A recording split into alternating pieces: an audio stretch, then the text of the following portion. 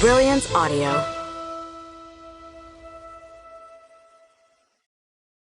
The Sunshine Club by Carolyn Brown, performed by Brittany Pressley. She scolded herself for going down memory lane and not listening, and tried to concentrate on the preacher. What had Gussie said his name was? Larry? No, that wasn't right. Liam? Sissy frowned, then caught herself just before she shouted out, Luke. In her opinion, he was too tall, dark, and handsome to be a preacher. But then he did have piercing blue eyes that looked like they could see right into a person's soul. Her grandfather always said it was a preacher's job to help save souls. So maybe Luke's ability to see into a person's heart with those sexy blue eyes was a big help. More than 100 people stood behind her. At least that's how many she figured were back there. She could imagine their bones turning to pure ice, and the lot of them freezing to death in an upright position.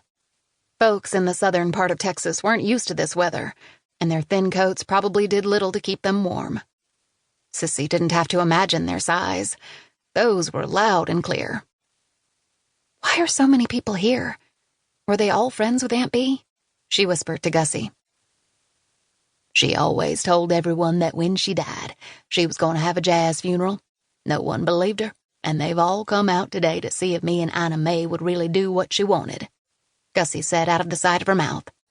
There's no way they'd miss this. And besides, there's a potluck dinner after the burial. That wasn't funny, but it was. Sissy buried her face in the pretty white hanky that Gussie had tucked into her pocket on the way to the cemetery, and hoped that all the folks behind her thought her shaking shoulders meant she was crying. Oh, Aunt Bee, she thought. Please don't push the lid up on that casket and tell me I'm going to hell for laughing at your funeral. Like me, there were two sides to you. One was the religious side left over from your upbringing.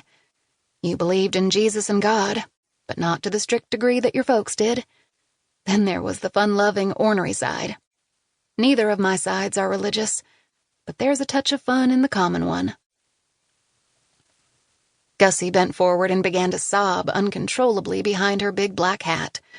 Ina Mae's hat almost lost the rose that was tacked to the side when she did the same. Sissy got control of herself and draped an arm around each of them. She sympathized with the loss of their best friend and sister, of the heart if not of the blood. As a therapist, she knew all about how hard losing a lifetime friend could be on 70-year-old women and felt guilty about laughing. Tears of humor turned into those of sadness and flowed down Sissy's cheeks.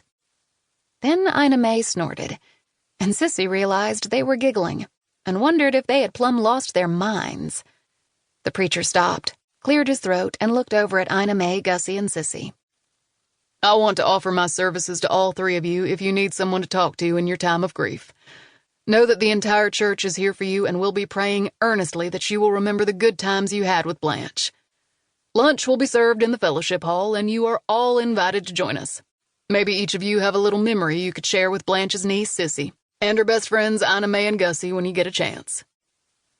Sissy blinked several times as if trying to hold back the tears, and nodded.